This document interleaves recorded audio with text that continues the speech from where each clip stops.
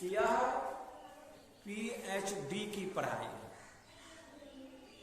बड़ा ही गहन विषय का पाठ हुआ है, लेकिन आप लोग ठीक ठीक सुनिए और ठीक ठीक समझने का प्रयास कीजिए।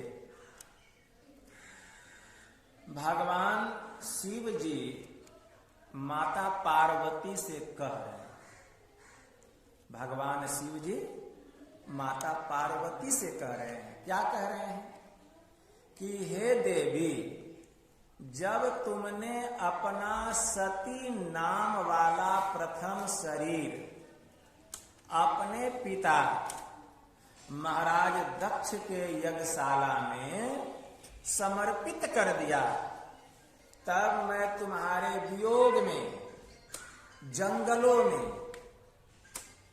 पहाड़ों पर, तंद्राओं में बहुत वर्षों तक भटकता रहा, बहुत वर्षों तक भटकता रहा, बहुत वर्षों तक भटकते भटकते तब मैंने एक पवित्र स्थान पर आसन लगाया और मैं 87,000 वर्ष तक, मैं 87,000 वर्ष तक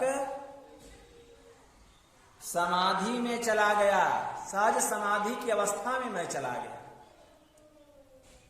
आज उसी का वर्णन मैं तुम्हारे सामने करता हूं, तुम ध्यान देकर सुनो।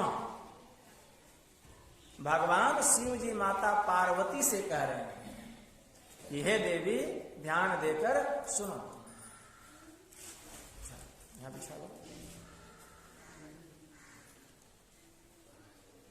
भगवान शिव जी माता पार्वती से कह रहे हैं कि हे देवी, गिरि सुमेरु उत्तर दिशि दूरी, नील शैल एक सुंदर भूरी, तासु कनक में शिखर सुहाए, चारी चारू मोरे मन भाए, तिन्ह पर एक एक बिटप विशाला, बट पीपल पाकरी रसाला, शैलो परिसर सुंदर सोहा, मणि सोपान देखी मन मोहा, शीतल अमल मधुर जल, जलज विपुल बहुरंग, अकुंजत कलरव हंस गण, अगुंजत मंजुल भृंग।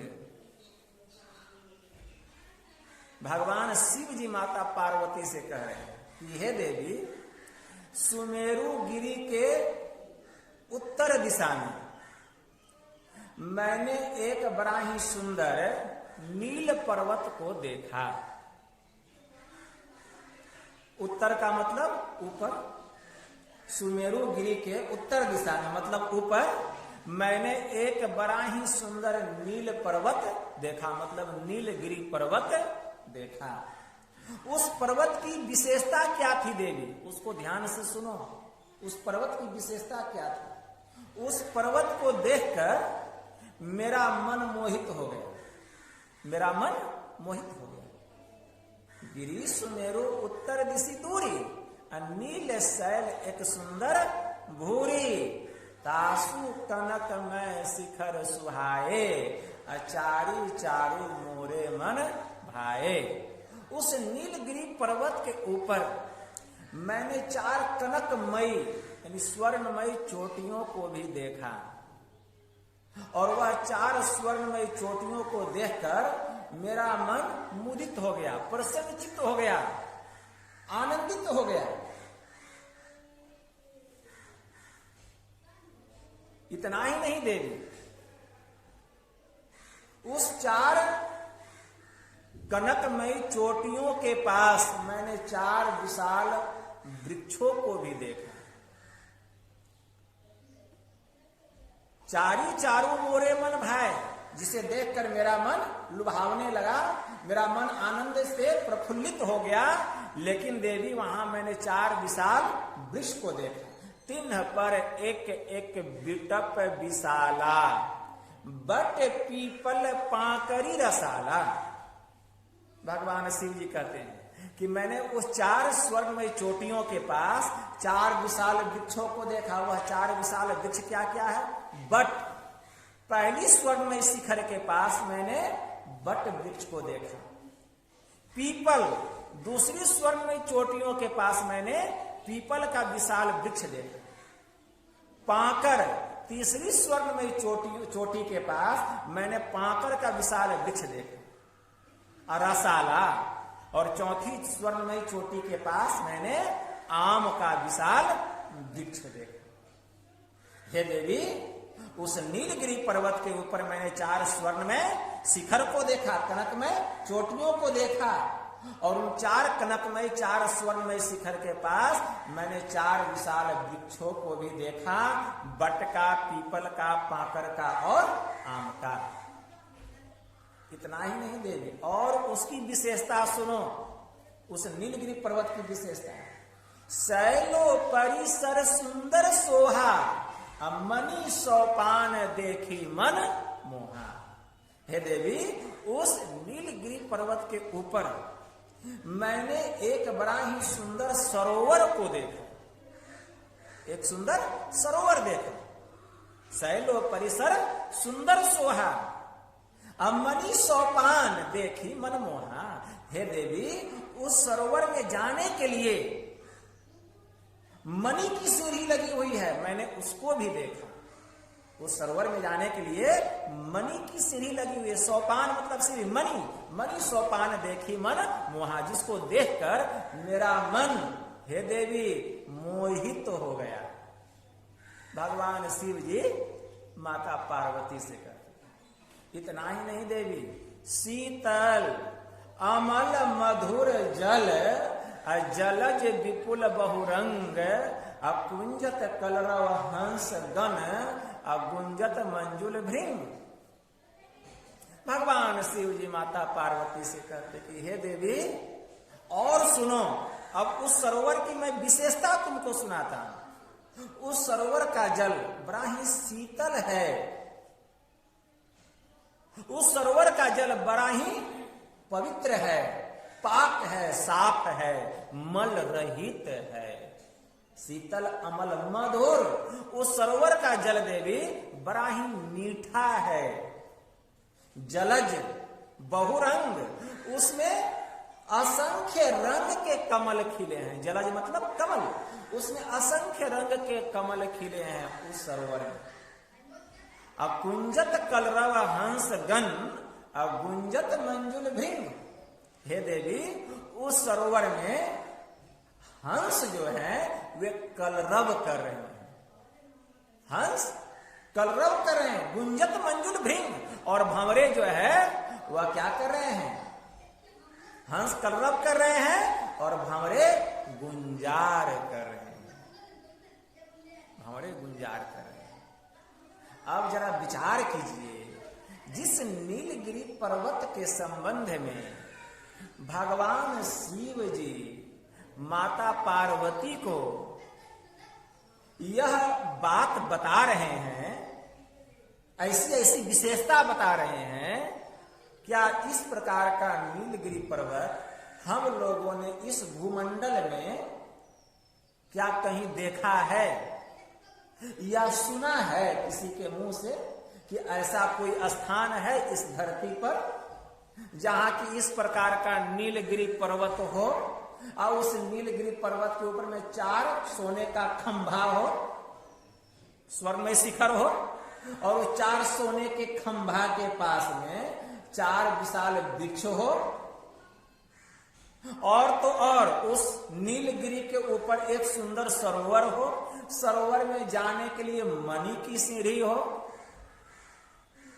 सबसे पहले तो नीलगिरी पर्वत ही सुनने में आश्चर्यचकित लग रहा है, फिर वहां की ये सब जो विशेषताएं हैं ये तो और आश्चर्य में डाल देती है। वास्तव में इस भूमंडल पर ऐसा कहीं भी नीलगिरी पर्वत नहीं है। इसको पहले ठीक ठीक बात समझ लीजिए। इस भूमंडल पर, इस धरती पर इस प्रकार का नीलगिरी पर्वत कहीं नहीं है। तो क्या भगवान शिव भांग खा लिए थे? पागल हो गए थे? जिन्होंने माता पार्वती के सामने ऐसी नीलगिरी पर्वत की चर्चा की, उसकी विशेषता का वर्णन किए? नहीं। भगवान शिव बहुत बड़े जोगी, वे जोगियों के जोगी, जोगीश्वर हैं। उन्होंने बहुत साधना की, बहुत ध्यान किया, और ध्यान करके सहज समाधि की अवस्था को प्राप्त किए। 87,000 वर्ष तक समाधि में ही रह गए, और उन्होंने इस ज्ञान को खोज करके निकाला। कहां से? बाहर से नहीं, इस पिंड के भीतर में ब्रह्मांड है, वहां से खोज करके निकाला।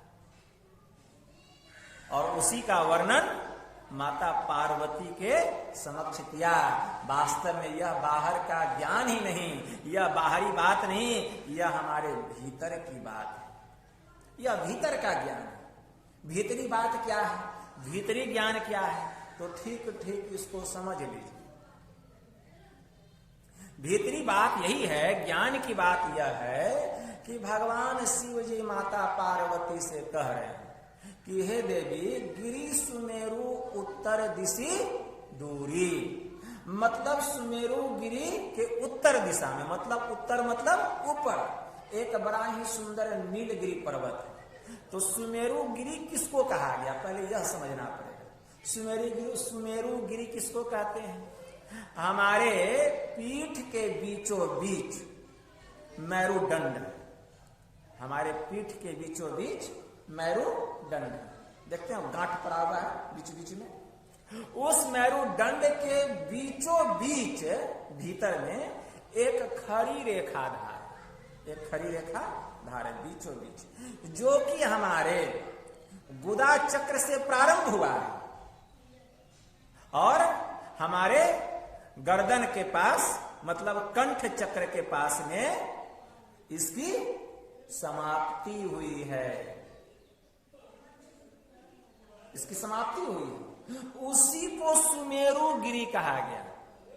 उसको विशुद्ध चक्र भी कहा गया। विशुद्ध चक्र में इसकी समाप्ति हो गई है, कंठ चक्र में उसकी समाप्ति हो गई। गुदा चक्र से प्रारंभ हुआ और विशुद्ध चक्र में जाकर के समाप्त हो गया, मतलब उसका अंत हो गया। उसी खड़ी रेखाधार को सुमेरु गिरी कहा गया। उस सुमेरु गिरी में 5 चक्र लगे हुए।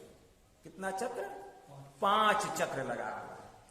तो पहला और अंतिम तो जान गए। प्रारंभ में है मूलाधार चक्र, जिसके मालिक, जिसके देवता, जिसके स्वामी भगवान गणपति जी हैं, गणेश जी हैं। और उसके ऊपर जाइए, उसी सुमेरुगिरी में गुदा चक्र के ऊपर एक दूसरा चक्र है, जिसको स्वादिष्ठान चक्र कहा गया, जिसको लिंग चक्र भी कहा गया। उसके मालिक, उसके देवता प्रजापति ब्रह्मा जी हैं। उसी सुमेरुगिरी के ऊपर, मतलब उसी स्वादिष्ठान चक्र के ऊपर एक तीसरा चक्र है, उसको कहा गया मणिपूरक चक्र। मणिपूरक चक्र मतलब नाभि चक्र, जिसके स्वामी, जिसके मालिक भगवान विष्णु जी बतलाए गए। उसी सुमेरुगिरी के ऊपर, मतलब मणिपूरक चक्र के ऊपर एक चौथा चक्र बतलाया गया, जिसको कहा गया अनाहत चक्र। उसको हृदय चक्र भी कहते हैं। उसके मालिक, उसके स्वामी, उसके देवता, देवों के देव महादेव भगवान शिव जी को बतलाया गया। उसी सुमेरुगिरी के ऊपर, मतलब अनाहत चक्र के ऊपर एक 5वां चक्र है, जहां इसका अंतिम होता है। उसी को कहा गया विशुद्ध चक्र, उसी को कहा गया कंठ चक्र। उसका मालिक कौन है? तो उसका मालिक माता सरस्वती को बतलाया गया। यहीं से 16 स्वर उत्पन्न होते हैं। तो सुमेरुगिरी में यही 5 चक्र लगे हुए हैं। इसी को सुमेरुगिरी कहा गया। और इसी सुमेरुगिरी के किधर? ऊपर। सुमेरुगिरी के ऊपर, गिरी सुमेरु उत्तर दिशि दूरी, मतलब इसके ऊपर नील शैल एक सुंदर भूरी। इसके ऊपर जो है ज्ञान इंद्रियों में श्रेष्ठ इंद्रियां आंख, सबसे ऊपर ज्ञान इंद्रियों में श्रेष्ठ इंद्रियां नेत्र। दोनों आंखों को कीजिए और बंद करके उस नीलगिरी पर्वत को अपने भीतर में देख लीजिए। तो जब हम आंख बंद करते हैं तो क्या दिखाई देता है? अंधकार दिखाई देता है। आंख बंद करने पर अंधकार दिखाई देता है। इसी अंधकार को नीलगिरी पर्वत कहा गया। और यह पर्वत ऐसा है, न तो इसके आदि का पता है और न इसके अंत का पता है। और इसी नीलगिरी पर्वत के बीच में आज्ञा चक्र नाम का छठा चक्र छुपा हुआ है। इसको भी खूब याद रखिए। इसी नीलगिरी पर्वत के बीच में आज्ञा चक्र नाम का छठा चक्र छुपा हुआ है। और इसी छठे चक्र के मध्य में यह जीव बैठा हुआ है। इसको भी खूब याद रखिए। इसी छठे चक्र के बीच में यह जीव भी बैठा हुआ। भगवान शिव माता पार्वती से कहते हैं कि हे देवी, यानी यानी ही प्रोक्तानि पंच पद में फलानी वे तानी सर्वाणी सूत्रा में रज ज्ञानाद भवंती हैं। हे देवी, पंच चक्रों का जो जो फल मैंने तुमको कहा, मूलाधार चक्र, स्वादिष्ठान चक्र, मणिपूरक चक्र, अनाहत चक्र और विशुद्ध चक्र, पंच चक्रों का जो जो फल मैंने तुमको कहा, वह समस्त फलों की प्राप्ति आज्ञा चक्र कमल नयन का ध्यान करने से साधक को प्राप्त हो जाता है। इसमें किंचित मात्र भी संदेह नहीं। किंचित मात्र भी संदेह नहीं। आज्ञा चक्र कमल नयन का ध्यान करने से साधक को प्राप्त हो जाता है। और उसी आज्ञा चक्र कमल नयन के मध्य में जीव बैठा हुआ है। इसका पुष्टिकरण भी कर रहे हैं भगवान शिव, इसकी पुष्टि भी करते हैं। भगवान शिव योग सिखोपनिषद में प्रजापति ब्रह्मा जी से कह रहे हैं कि हे ब्रह्मा जी, ध्यान से सुनिए, माया शक्ति लाटस्य अग्रभागे व्योमा अम्बुजे तथा नाद रूपा प्राशक्तिर लाटस्य तो मध्य में भागे बिंदुर मई शक्तिर लाटस्य प्राण सके अबिंदु मध्य च जीवात्मा सूक्ष्म रूपेण वर्तते। भगवान शिव जी ने प्रजापति ब्रह्मा जी से कहा कि हे ब्रह्मा जी, ललाट के अग्रभाग में, मतलब अंतिम भाग में, सबसे ऊपर भाग में माया शक्ति परमात्मा विराजमान है।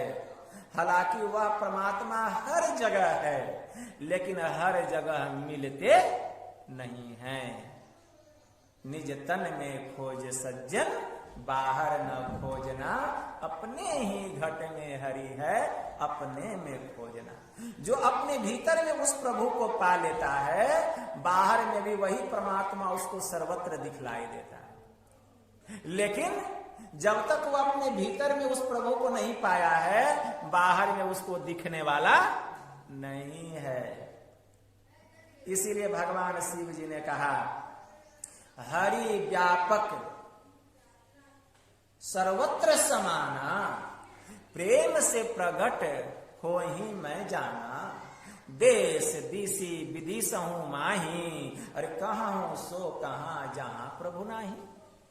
बताओ वह कौन सा देश है, स्थान जहां प्रभु नहीं है? हर जगह है, लेकिन हर जगह मिलते नहीं हैं। जब भी मिलेंगे अपने भीतर में मिलेंगे। जो भीतर में प्रभु को पा लेता है, उसको सर्वत्र वही दिखाई देते।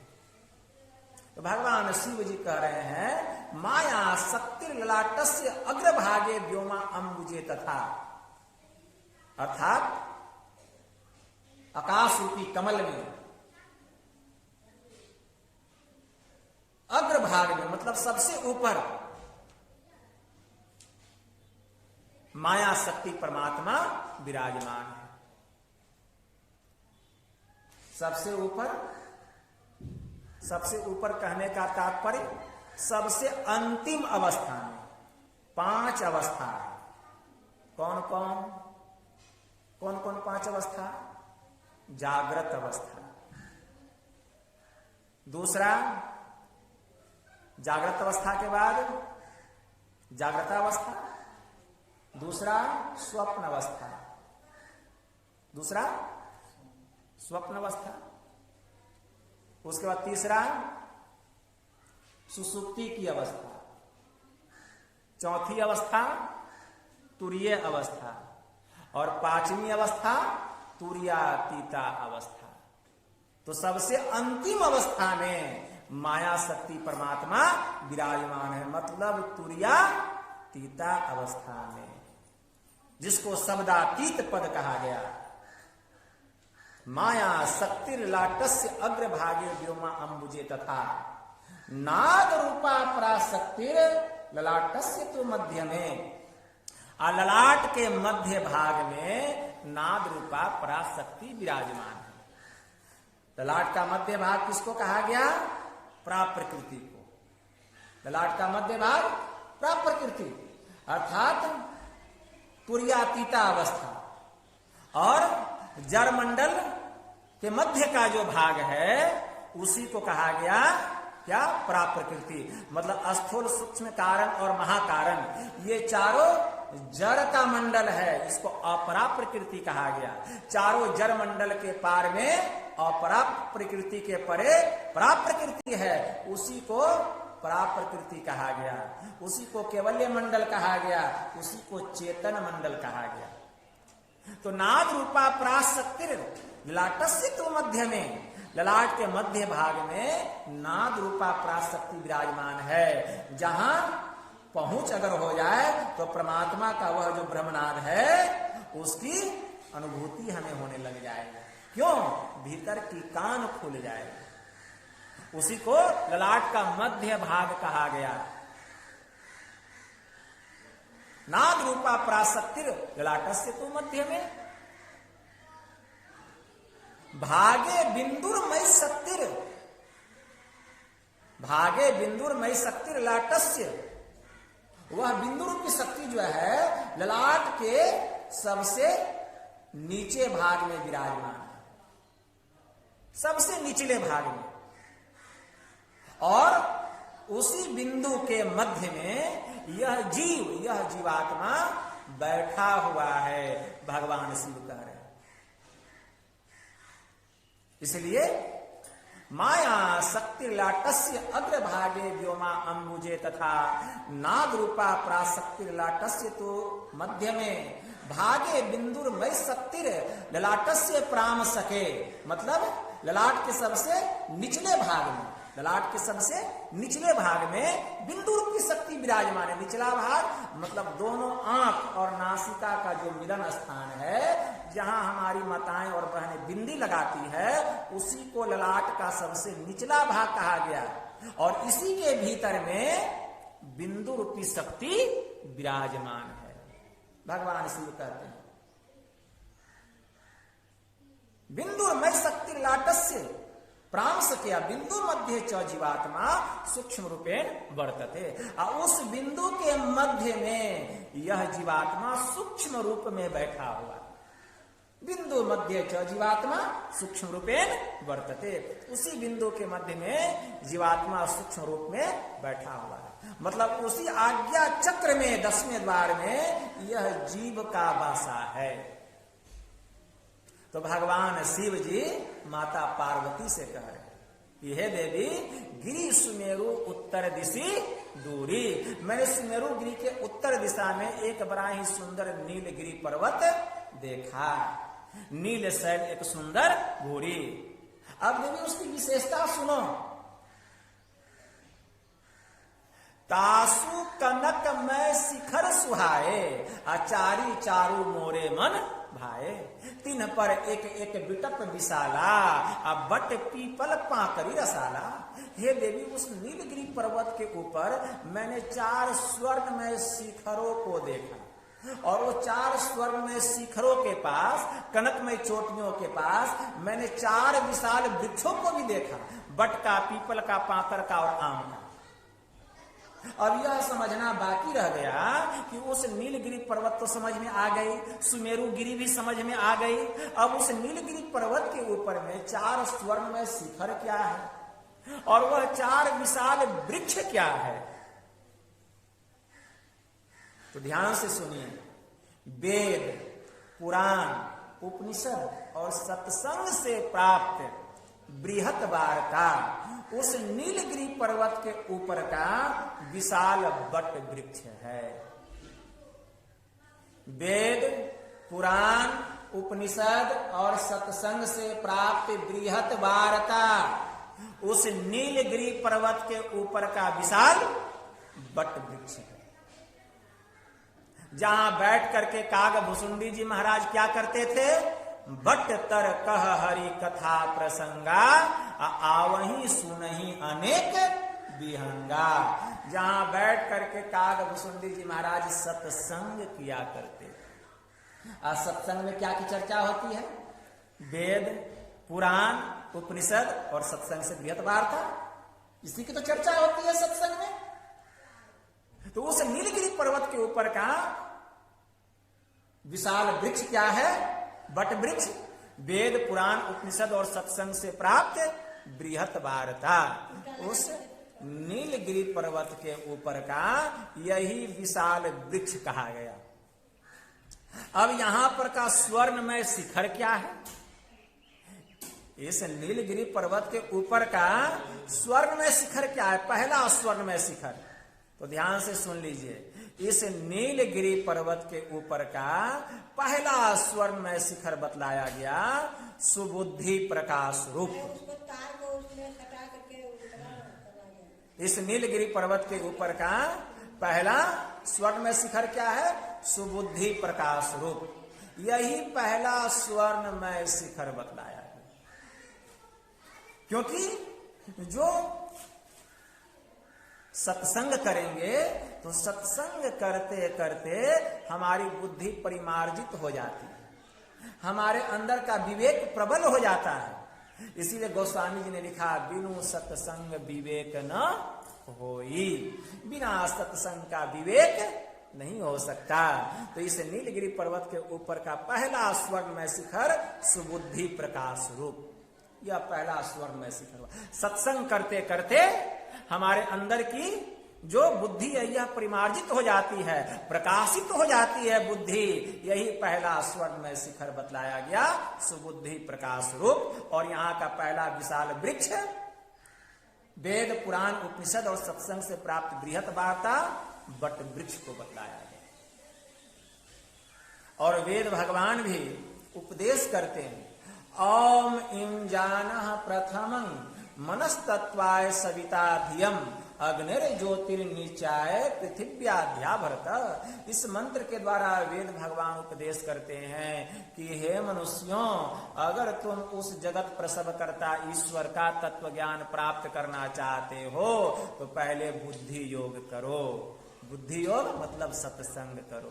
सत्संग करते करते हमारी बुद्धि परिमार्जित हो जाती है, प्रकाशित हो जाती है। इसी को सुबुद्धि प्रकाश रूप कहा गया, पहला स्वर्णमय शिखर उस नीलगिरी पर्वत का। अब उस नीलगिरी पर्वत के ऊपर का दूसरा विशाल वृक्ष क्या है और दूसरा स्वर्णमय शिखर क्या है? उस नीलगिरी पर्वत के ऊपर का दूसरा स्वर्णमय शिखर उच्च ज्ञान वर्धक परम आस्तिक बुद्धि। उस नीलगिरी पर्वत के ऊपर का दूसरा स्वर्णमय शिखर क्या है? उच्च ज्ञान वर्धक परम आस्तिक बुद्धि। यही दूसरा स्वर्णमय शिखर बतलाया गया। और वहां का दूसरा विशाल वृक्ष क्या है? गुरु भेद पाकर का पेड़। उस नीलगिरी पर्वत के ऊपर का दूसरा विशाल वृक्ष क्या है? गुरु भेद पाकर का पेड़। गुरु से भेद ही नहीं लेंगे तो हम नाम का जप कैसे करेंगे? जाप यज्ञ पाकरी तर करई। मतलब कागभुसुंडी जी महाराज पाकर पेड़ के नीचे बैठ करके क्या करते थे? जप रूपी यज्ञ किया करते थे। और जप करते करते सत्संग सुनते सुनते जितनी हमारी बुद्धि परिमार्जित हुई, उससे अधिक बुद्धि और परिमार्जित कब होगी? जप करते करते। गुरु भेद पाकर का पेड़ है, और गुरु से भेद लेकर के जो एकाग्रता पूर्वक गुरु मंत्र का जप करते हैं, तो जप करते करते अगर हम नास्तिक हैं तो हम आस्तिक हो जाएंगे, हमारा ज्ञान और ऊंचा हो जाएगा, प्रबल हो जाएगा। सत्संग सुनने से जितना हमको ज्ञान हुआ, सत्संग सुनने से जितनी हमारी बुद्धि परिमार्जित हुई, उससे विशेष ज्ञान, उससे और अधिक बुद्धि परिमार्जित कब होगी? गुरु से भेद लेकर के जप करते करते। इसीलिए उच्च ज्ञान वर्धक परम आस्तिक बुद्धि उस नीलगिरी पर्वत के ऊपर का दूसरा कनकमय स्वर्णमय शिखर बतलाया गया, और वहां का दूसरा विशाल वृक्ष पाकर का पेड़, गुरु भेद पाकर का पेड़ बतलाया गया। अब उस नीलगिरी पर्वत के ऊपर का तीसरा स्वर्णमय शिखर और तीसरा विशाल वृक्ष क्या है? तो उस नीलगिरी पर्वत के ऊपर का तीसरा विशाल वृक्ष आम का, तीसरा विशाल वृक्ष आम का बतलाया गया, जहां बैठ करके काग भुसुंडी जी महाराज क्या करते थे? आम छाह करी मानस पूजा, अतजी हरि भजन काजन दूजा। और अत्यंत दृढ़ आशा रूप, अत्यंत दृढ़ आशा रूप उस नीलगिरी पर्वत के ऊपर का तीसरा स्वर्णमय शिखर बतलाया। उस नीलगिरी पर्वत के ऊपर का तीसरा स्वर्णमय शिखर अत्यंत दृढ़ आशा रूप, अत्यंत दृढ़ आशा रूप, ये उस नीलगिरी पर्वत के ऊपर का तीसरा स्वर्णमय शिखर बतलाया गया। और वहां का तीसरा विशाल वृक्ष आम का बतलाया गया, जहां बैठ करके काग भुसुंडी जी महाराज अपने इष्ट की मानसी पूजा करते थे, अर्थात मानस ध्यान करते थे। अब देखिए, सत्संग सुनते सुनते जितनी हमारी बुद्धि परिमार्जित हुई, जितना हमारा ज्ञान वर्धन हुआ, उससे अधिक बुद्धि परिमार्जित कब हुई? गुरु से भेद लेकर के जप करते करते, उससे अधिक ज्ञान हमारा वर्धन हुआ। अब जितना हम गुरु से भजन भेद लेकर के मानस जप करते करते जितनी हमारी बुद्धि परिमार्जित हुई, उससे अधिक बुद्धि परिमार्जित कब हुई? मानस ध्यान करते करते और अधिक बुद्धि परिमार्जित हो गई, ज्ञान का और अधिक वर्धन हुआ, ज्ञान और प्रबल हो गया। इसलिए यहां का तीसरा विशाल वृक्ष आम का पेड़ बतलाया गया, और अत्यंत दृढ़ आशारूप यही उस नीलगिरी पर्वत के ऊपर का तीसरा स्वर्णमय शिखर बतलाया गया। तो अत्यंत दृढ़ आशारूप की प्राप्ति कैसे होगी? उस स्वर्ण तीसरी स्वर्णमय चोटी की प्राप्ति जब तक हम मानसिक पूजा नहीं करेंगे, मतलब जब तक हम अपने इष्ट के रूप का मानस ध्यान नहीं करेंगे, अत्यंत दृढ़ आशा रूप उस नीलगिरी पर्वत के तीसरे शिखर पर हमारी सूरत की चढ़ाई नहीं होगी। इसके लिए खूब मानस ध्यान करना पड़ेगा। इसीलिए काग भुसुंडी जी आम के पेड़ के नीचे बैठकर अपने इष्ट की मानसिक पूजा, आम छाह करी मानस पूजा, तजी हरि भजन काजना दूजा, उनको हरि का भजन छोड़ करके और कोई दूसरा काम ही नहीं था। अब उस नीलगिरी पर्वत के ऊपर का चौथा स्वर्णमय शिखर और चौथा विशाल वृक्ष क्या है? उस नीलगिरी पर्वत के ऊपर का चौथा विशाल वृक्ष है गुरु की कृपा, पीपल का पेड़। उस नीलगिरी पर्वत के ऊपर का चौथा विशाल वृक्ष गुरु कृपा, पीपल का पेड़। पीपल का पेड़ क्या है? यह है गुरु की कृपा, उस नीलगिरी पर्वत के ऊपर।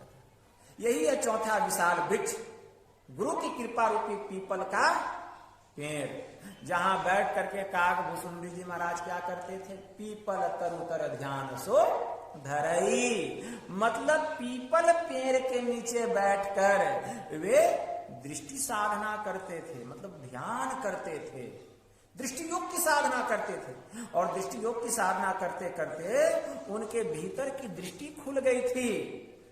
इसलिए उस नीलगिरी पर्वत के ऊपर का चौथा स्वर्णमय शिखर क्या है? उस नीलगिरी पर्वत के ऊपर का चौथा स्वर्णमय शिखर है मुक्त दृष्टि से दरसने वाली,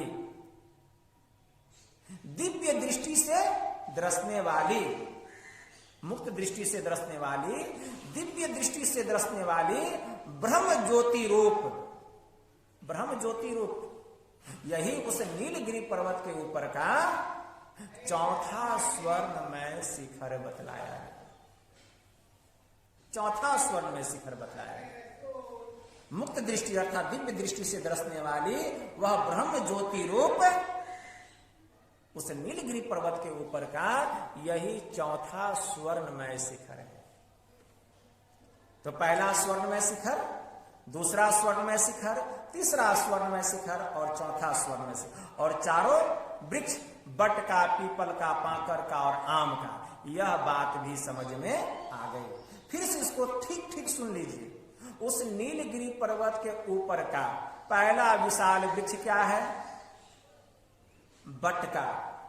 वेद, पुराण, उपनिषद और सत्संग से प्राप्त बृहत वार्ता यह बट वृक्ष है, जहां बैठ करके कागभूषुंडी जी महाराज सत्संग किया करते थे। और सत्संग करते करते ज्ञान का वर्धन हुआ, तो उस नीलगिरी पर्वत के ऊपर का प्रथम स्वर्णमय शिखर सुबुद्धि प्रकाश रूप, ज्ञान का वर्धन हुआ, ज्ञान प्रबल हुआ, बुद्धि परिमार्जित हो गई। अब उस नीलगिरी पर्वत के ऊपर का दूसरा स्वर्णमय शिखर और दूसरा विशाल वृक्ष क्या है? तो उस नीलगिरी पर्वत के ऊपर का दूसरा विशाल वृक्ष है गुरु भेद, पाकर का पेड़। पाकर का पेड़ क्या? यह गुरु का भेद। और गुरु से भेद लेकर के वह पाकर पेड़ के नीचे क्या करते थे? अपने इष्ट के नाम का जप करते थे। जाप यज्ञ पाकरितर करे, तो जप करते करते ज्ञान का और वर्धन हुआ और बुद्धि परिमार्जित हुई। तो उस नीलगिरी पर्वत के ऊपर का दूसरा स्वर्णमय शिखर उच्च ज्ञान वर्धक परम आस्तिक बुद्धि, यानी ज्ञान ऊंचा हो गया।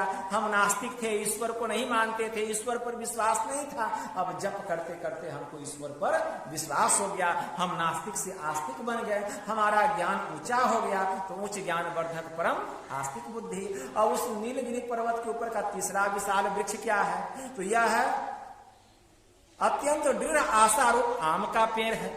अत्यंत दृढ़ आशारूप आम का पेड़ उस नीलगिरी पर्वत के ऊपर का तीसरा विशाल वृक्ष, जहां बैठ करके कागभूषुंडी जी महाराज क्या करते थे?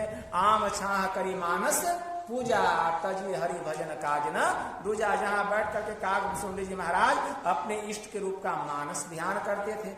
मानस ध्यान करते करते और बुद्धि प्रबल हुई और ज्ञान का वर्धन हुआ। तो उस नीलगिरी पर्वत के वह तीसरे स्वर्णमय शिखर पर भी चढ़ गए। वहां का तीसरा स्वर्णमय शिखर क्या है?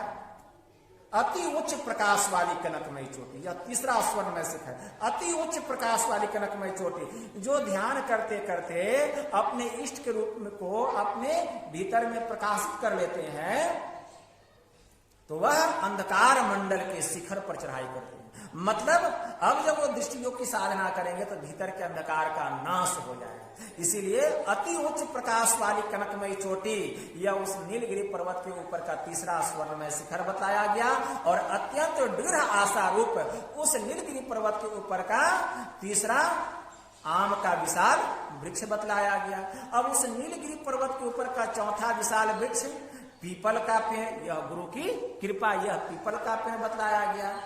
क्योंकि जब तक गुरु की कृपा नहीं होगी भीतर की दृष्टि खुलने वाली नहीं है। गुरु की महिमा अनंत, अनंत किया उपकार, आलोचन अनंत उघारिया, अनंत दिखावन हार। जब गुरु की कृपा होती है तब भीतर की दृष्टि खुलती है।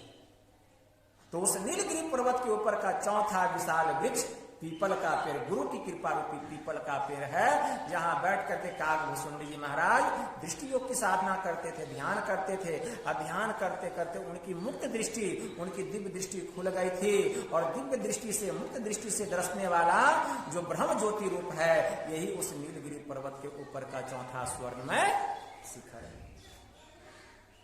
अब भगवान शिव जी माता पार्वती को यह सुना रहे हैं और सुनाते सुनाते कहते हैं कि हे देवी और सुनो, शैलो परिसर सुंदर सोहा, मणि सोपान देखी मन मोहा। उस नीलगिरी पर्वत के ऊपर मैंने एक बड़ा ही सुंदर सरोवर को देखो। सरोवर क्या है? सरोवर कहा गया सहस्त्र दल कमल। सहस्त्र दल कमल जो है उसी को सरोवर कहा गया। शैलो परिसर सुंदर सुहा, मनी सोपान देखी मनमोहा। और उस सरोवर में जाने के लिए, सहस्त्र दल कमल रूपी सरोवर में जाने के लिए सीढ़ी क्या की है? मणि की है। मणि सोपान देखी मनमोहा, मणि की सीढ़ी है। मतलब जो कोई साधक दृष्टि योग की साधना के द्वारा दृष्टि की दोनों धारों को एक करके उस ज्योतिर्मय बिंदु को अपने भीतर में प्रकट कर लेता है, वही मणि की सीढ़ी है। और उसी मणि की सीढ़ी पर सवार होकर, मतलब उसी बिंदु पर सवार होकर साधक सहस्त्र दल कमल रूपी सरोवर में डुबकी लगाता है। तब सहस्त्र दल कमल रूपी सरोवर में वह डुबकी लगाता है। तो सहस्त्र दल कमल और वह बिंदु जो है यह मणि की यही सीढ़ी। लेकिन यह बहुत मुश्किल काम है। अपने भीतर में बिंदु को प्राप्त कर लेना साधारण बात नहीं है। भगवान कृष्ण ने श्रीमद् भगवत गीता में कहा कि यह मेरा अनोरनियाम रूप है। जो मेरे इस अनोरनियाम रूप को अपने भीतर में प्रकट कर लेता है, हे अर्जुन, मेरे भीतर में विराजने वाली शांति को वह प्राप्त कर लेता है। पर यह श्रीमद् भगवत। अब भगवान शिव माता पार्वती से कहते हैं कि हे देवी, और यही बिंदु, यही मणि इस नीलगिरी पर्वत के मध्य में छुपा हुआ, इसको प्रकट करना पड़ता है। यह प्रकट कैसे होता है? तो सुने, गुरु की कृपा से। जब तक गुरु की कृपा नहीं होगी, जब तक मुक्त दृष्टि नहीं खुलेगी, यह मणि प्रकट होने वाला नहीं है। जैसे दृष्टि की दोनों धार मिलेगी, भीतर की दिव्य दृष्टि खुल जाएगी और उसी दिव्य दृष्टि के द्वारा वह मणि का, उस बिंदु का दर्शन होगा। अब शीतल अमल मधुर जल, जलज विपुल बहुरंग, कुंजत कलरव हंसगन, और गुंजत मंजुल भृंग। सहस्त्र दल कमल में जो प्रवेश करता है, सहस्त्र दल कमल में जो डुबकी लगाता है, तो वहां का जल क्या है? शीतल है, एकदम ठंडा है, मल रहित पवित्र पाक साफ जल है, मीठा है। और उस सरोवर में 5 रंग के कमल खिले हैं। उस सरोवर में 5 रंग का कमल खिला है, मतलब 5 रंग का वहां प्रकाश हो रहा है। जो कोई सहस्त्र दल कमल में जाता है वह 5 मंडलों के प्रकाश को देखता है। पहला है विद्युत मंडल, दूसरा है ज्योति मंडल, तीसरा है नक्षत्र मंडल, चौथा है चंद्र प्रभा मंडल और 5वां है दीप शिखावत मंडल। जो कोई साधक सहस्त्र दल कमल में प्रवेश करता है वह विद्युत मंडल के प्रकाश को देखता है। विद्युत मंडल का प्रकाश लाल बतलाया है। वह ज्योति मंडल के प्रकाश को देखता है, ज्योति मंडल का प्रकाश पीला बतलाया गया। वह नक्षत्र मंडल के प्रकाश को देखता है, नक्षत्र मंडल का प्रकाश नीला बतलाया गया। वह चंद्र प्रभा मंडल का प्रकाश देखता है, चंद्र प्रभा मंडल का प्रकाश श्वेत बतलाया गया। वह दीप शिखावत मंडल का प्रकाश देखता है, दीप शिखावत मंडल का प्रकाश हरा बतलाया गया। ये 5 मंडलों के 5 प्रकाश को वह देखता है, जिसकी सूरत सहस्त्र दल कमल में प्रवेश करती है। तो शीतल अमल मधुर जल, जलज विपुल बहुरंग, अकुंजत कलरव हंस गन, अगुंजत मंजुल भृंग। और उस सरोवर में हंस कलरव कर रहे हैं और भंवरे गुंजार कर रहे हैं कमल के ऊपर। तो हंसों का कलरव और भंवरों का गुंजार क्या है? सहस्त्र दल कमल में अनहद प्रकार के शब्द हो रहे हैं। सहस्त्र दल कमल में अनहद प्रकार के शब्द हो रहे हैं। उस अनहद प्रकार के शब्दों को हंसों का कलरव और भंवरों का गुंजार कहा गया। ते ही गिरी निकट बसई खग सोई, अतासु नाश कल्पांत न होई। उसी नीलगिरी पर्वत के ऊपर में हे पार्वती वह काग भुसुंडी रहता है। भगवान शिव जी कहते हैं वहीं पर काग भुसुंडी रहता है और उसका नाश कल्प के अंत में भी नहीं होता है। माया कृत गुण दोष अनेका, मोह मनोज आदि अविवेका, व्यापी रहे समस्त जग माही, अते ही गिरी निकट कबहु नहीं जाही। माया कृत दोष गुण युक्त लक्षण काम क्रोध लोभ मोह पूरे विश्व में व्याप्य हो रहे हैं, पूरे विश्व में व्याप्य हो रहे हैं, लेकिन मजाल नहीं है कि उस नीलगिरी पर्वत के पास चला जाए, नीलगिरी पर्वत के पास चला जाए। कहने का मतलब जो कोई आंख बंद करके सामने में जो नीलगिरी पर्वत है, जो अंधकार है, जिसका मन अंधकार पर भी ठीक ठीक टिका हुआ रह जाए, तो उसका मन वहां से भागने वाला नहीं है। मतलब वहां काम क्रोध लोभ मोह वहां आने वाला नहीं है, जब तक हम उस अंधकार में ठहरे रहेंगे। लेकिन जैसे ही मन वहां से हट जाएगा, मन पे काम क्रोध लोभ मोह सब व्यापी हो जाएगा। लेकिन जब तक हमारा मन उस अंधकार में टिका रहेगा, मजाल नहीं है कि वहां पर काम क्रोध लोभ मोह आ जाए। इसलिए व्यापी रहे उस समस्त जग माही, अते ही गिरी निकट कबहु नहीं जाही। मायाकृत दोष गुण युक्त लक्षण काम क्रोध लोभ मोह पूरे विश्व में व्याप्य हो रहे हैं, लेकिन उस नीलगिरी पर्वत के समीप नहीं आते हैं, नहीं आते हैं। भगवान शिव जी माता पार्वती से कहते हैं, यह पार्वती, जो व्यक्ति धूप से अत्यंत व्याकुल होता है, गर्मी से एकदम व्याकुल होता है, वही पेड़ की ठंडी छाया का सुख जानता है। जो अति आतप व्याकुल होई, अतरु छाया सुख जानहि सोई। मतलब जो धूप से अत्यंत आकुल व्याकुल होता है, उसको अगर पेड़ छायादार वृक्ष मिल जाए तो वही जानता है कि इस वृक्ष की ठंडी छाया का सुख क्या है। इसी प्रकार श्रोता सुमति सुशील सुचि, कथा रसिक हरिदास, पाई उमा अति गोप्यमपि, सज्जन करहि प्रकाश। भगवान शिव जी ने माता पार्वती से कहा कि हे देवी, श्रोता सुमति, अगर सुंदर बुद्धि का हो, सुशील हो, सरल हो, सीधा हो, हरि कथा का प्रेमी हो, जिज्ञासु भक्त हो। भक्त चार प्रकार के होते हैं, आर्थ, अर्थार्थी, जिज्ञासु और ज्ञानी। भक्त जिज्ञासु हो, हरि कथा का प्रेमी हो, सरल हृदय का हो, सुंदर बुद्धि वाला हो, ऐसे श्रोता को पाकर, ऐसे भक्त को पाकर, श्रोता सुमति सुशील सुचि, कथा रसिक हरिदास, पाई उमा अति गोप्यमपि, सज्जन करहि प्रकाश। है उमा, जो सज्जन होते हैं, जो संत होते हैं, जो छुपा रखने योग्य यह जो ज्ञान की बात है, उसको छुपा के नहीं रखते हैं, उसके सामने प्रकाशित कर देते हैं। आज मैंने भी यह ज्ञान तुम्हारे सामने प्रकाशित कर दिया। यही ज्ञान की बात भगवान शिव जी ने माता पार्वती को बतलाई। यही थोड़ा सा आप लोगों की सेवा में कहा। बोलिए प्रेम से श्री सद्गुरु महाराज की जय।